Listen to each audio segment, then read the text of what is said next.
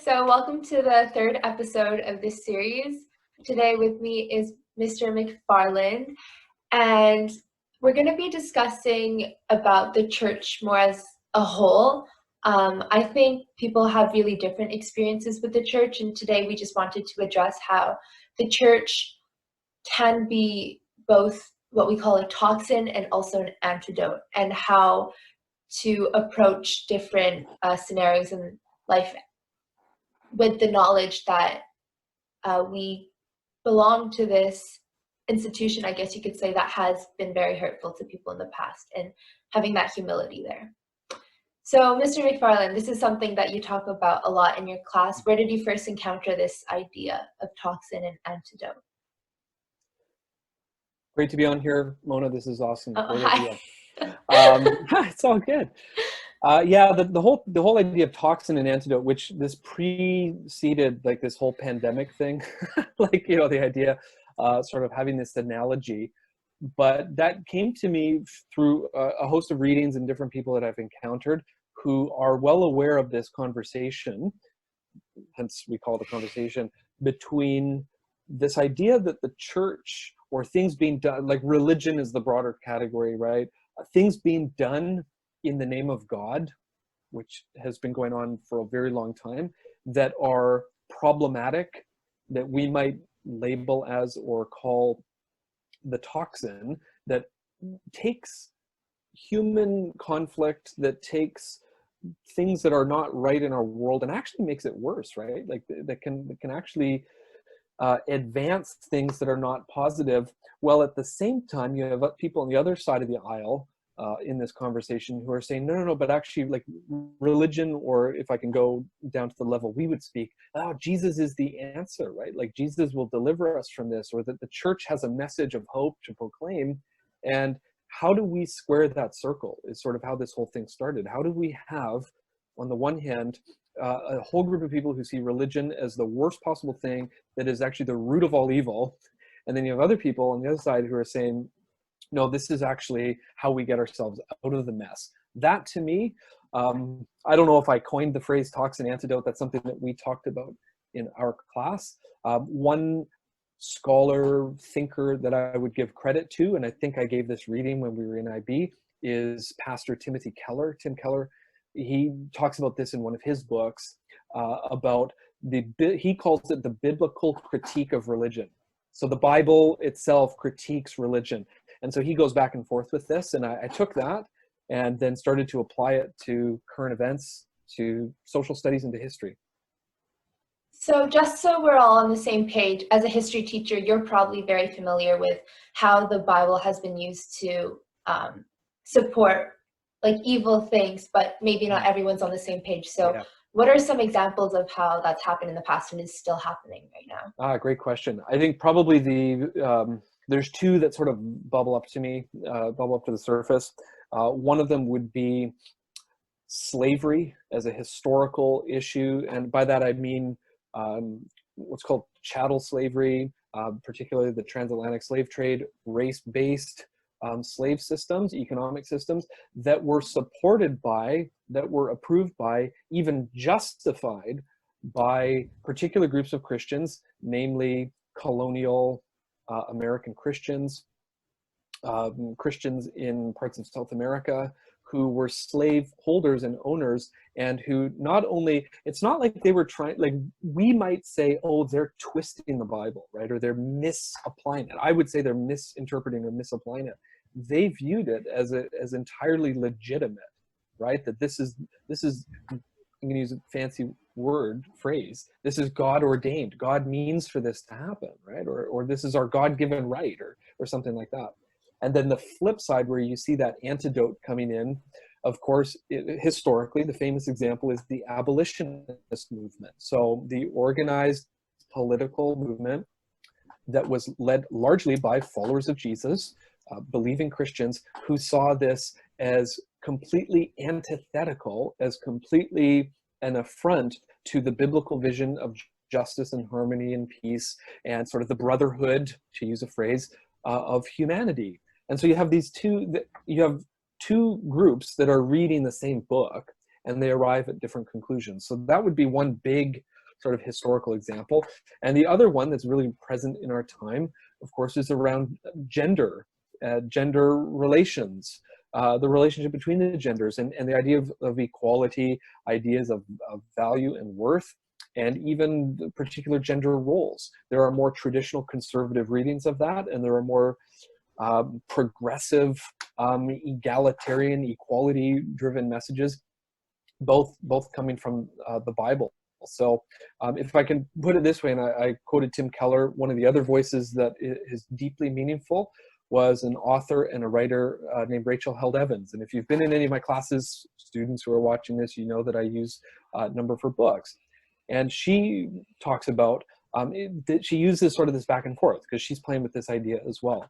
She says, if you want to go to the Bible, and if you want to find verses, like let's say we want to find chapter and verse, if you want to find verses or themes that seem to support the idea of slavery and people owning other people, slaves obey your masters kind of thing, you'll find it in the text. If you want to go to the text and find abolition themes, right, of setting prisoners free and chains being broken, you know, that theme, that's biblical as well. You'll find it in there. If you want to find what appears to be sort of oppressive gender hierarchy, patriarchal views, they're in there. They're in the Bible. If you want to find liberation views and views of equality and Jesus sort of shattering those norms, you'll find those as well. So I'm giving full credit to Rachel Held Evans, who says, really, it's how you read the text. Maybe it's not so much what the text is saying to us, it's what we are bringing to the text that we'd like the text to say to us and speak to us. So it's not relative. It's not it just says anything you want to see, but I think it tells us something about what are the assumptions that we bring to the text, what are the assumptions we bring to church and to religion and to our views about God. So if I say one more thing, theologically, we would say as Christians, you know, God is the same. This is biblical, right? God is the same yesterday, today, and forever. God doesn't change. Guess what does change? Or to use one of the phrases we use often, that one of the only constants in life is constant change, right? Everything changes. Everything is changing. Our views of religion and faith and God, those things are adapting. We might even say they're evolving, and we're constantly revising those things. But the God who made the universe does not change, but our perspectives do. As we grow and we learn, that happens in community, that happens with the role of the Spirit, on and on we go. But I see that playing out in history and in current events. That's really interesting. For those of you guys that listened to our past episode, what Mr. Mcfarland was saying is very similar to God is always constant. So there is this capital T truth, but where the grace comes in is where there's change. And so back to what you said about what Rachel said about how we get out of the text what we bring to it. How do you think we should properly, if there is such a thing as properly reading the Bible, like to get what God is actually trying to say to us? Because I can say with absolute certainty, God does not support racism, right? But for those that say, but look, they're in the Bible, like how do we read it? Yeah, this, again, we're talking about subjectivity, right? And so we bring our subjective, even our agendas, my goodness, right? People have agendas that they're bringing to the text. I don't know in our human condition if we can ever escape that. Even people who think they're doing, the capital T truth, being faithful to the text. We all think we're being faithful, but like sincerely faithful to the text. This is why we have 11,000 different denominations, Christian denominations in the world, right? Because everybody is bringing their version of what they think is the most faithful reading to the text. All I can really say, because I'm being as subjective as the next person, is to recognize the role of the Spirit, right? For our time to be present in my life, but it's also not just individualistic. Do you know what I mean? So one of the I think just being aware of maybe our own biases, or being aware of our own cultural I don't know what you want to call it, boundary, like horizons, like we're products of our own time and place. And that's not a negative thing, but to recognize that we live in a time and a place that is very much focused on me and myself and the individual, right? Like we have a bent or a bias towards individualism, and is to recognize that actually scripture or our readings of how should we read the Bible, those things come to us mediated through the communities that we're a part of. So let me say it for our audience, right? Like we're part of a particular community, Pacific Academy, for good or ill.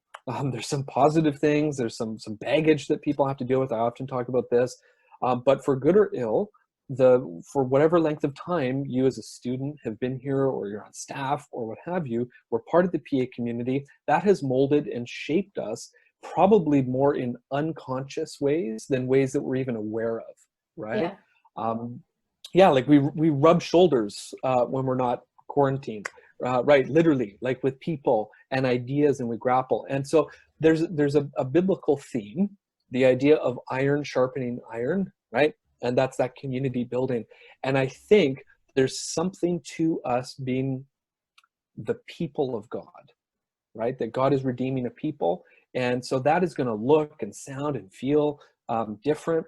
I know I'm starting to drift maybe a little bit into what we were talking about one of the chapel sessions, right? Which was, I think, was like the spectrum where we're talking about like how we read the Bible and its authority and stuff. But the one example I can think of that's relevant for PA is the idea of like, what is this biblical theme around sort of like living quiet, modest, humble lives, like humility, humbleness, not full of pride, moderate, modest in a lot of ways. That looks and sounds different in 21st century Canada than it does even in 18th century Canada, let alone flying across the world to another context. That's going to look and sound different, and people are being faithful, but it might actually stretch me, right? It might be uncomfortable. This is just my conjecture. Like, I don't actually know this, right. But I have this sense that we will spend eternity, whatever eternity looks like, learning. Yeah. I don't know if we ever do fully arrive. Like, I think that's part of like there's this, and again, I want to go to scripture. Like, it's not like I'm just outside and then scripture, I just pick it when I want. Like, the scriptures talk about angelic beings, like heavenly angelic beings that are constantly inquiring into what God is like. Like, that's sort of this, like one of these divine celestial visions that someone has. And as the angels they're constantly learning and looking into the mysteries of God. Like, God is always mysterious, right? At the same time, and I can take the words of the Apostle Paul and take, okay, how does that fit into when Paul talks about right now we see looking through a glass dimly, right? Like things are fuzzy, they're not fully in focus. And he says, one day we will see in full. We will see things clearly. It's like suddenly, aha, the light will go on, or to mix the metaphor, we'll have 20/20 vision, and suddenly we actually do see. So hold those things in tension, right? Constantly learning and growing, and things will be fully revealed right. in due time. One thing you said, how we're products of our culture and time, and how maybe that's one thing that makes the glass blurry. Yeah. What do you have to say about our religion at both PA, but also in, I guess you could say, the Western Hemisphere, when you say that it's a result of, it's very much European Christianity that was... now you're getting into our course a little bit. Yeah. Yeah. So what are the dangers of not being aware of this fact? Probably the greatest danger is, and I'm speaking as a, quote, Western Christian sitting in the, quote, West, is to think, or to be under the working assumption that we are the normative representation of what it means to be a Jesus follower on this planet. I don't just mean historically, I mean right now in May of 2020. Most Christians, most followers of Jesus who seek to be discipled and apprenticed in the way of Jesus do not speak the language we're speaking right now. They certainly don't have my skin color. They don't even live in this hemisphere, right? Like the what we would call the demographics. The demographics of the global church has shifted, or the center of gravity has shifted to the global south, the developing world, whatever you want to call it. And that's where the dynamic, call it growth, or sort of the cutting edge of Christianity is right now. And you've studied a little bit of the history of the church with me and in other contexts to know that that has not always been the case, but that it's this constant shifting center of gravity. So that's a blind spot for us, right? Is that we can have the assumption that this is what Christianity looks and sounds and feels like. That's not to say that we don't have something to offer to the global church, right? And I think there is Christianity. You mentioned European, so sort of the trajectory from European into North American Christianity has been the biggest sort of injection or infusion into the church of certainly economic prosperity, right, and technological ability, those types of things. So those things have shaped and molded Christian faith, just as much as, going back to what we were talking about earlier, transatlantic slavery is a deep stain on Western Christianity, right? Or particularly racialized, right? Like this idea of blending together racial superiority, right? Imperial ambition of European-based civilizations with their version of God. We need to be aware of that both historically and in our present tense. One other thing I would say is, again, remember we were talking at the beginning about this balance between, like, there's like the people who see like nothing good with religion, and then other people who see it like this is the solution that will solve everything. Yeah. The same can be said of sort of our understanding of the Christian past, right? That somehow, well,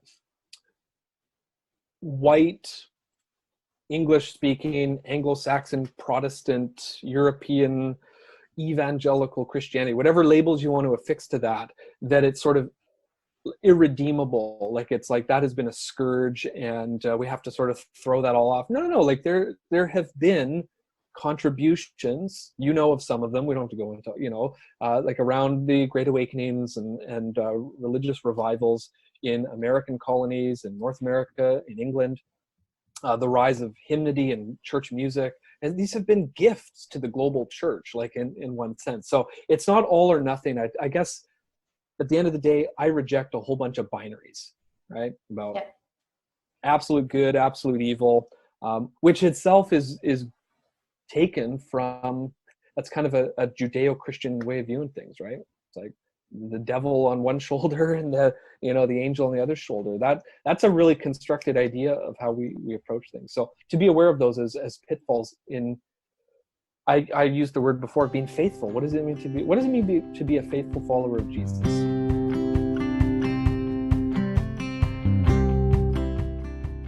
Thank you guys for joining our conversation about the church with Mr. Mcfarland. Again, there's lots to think about. I hope you guys are asking questions. If you're interested, we will be continuing our conversation next week. Thanks for joining us, and bye for now.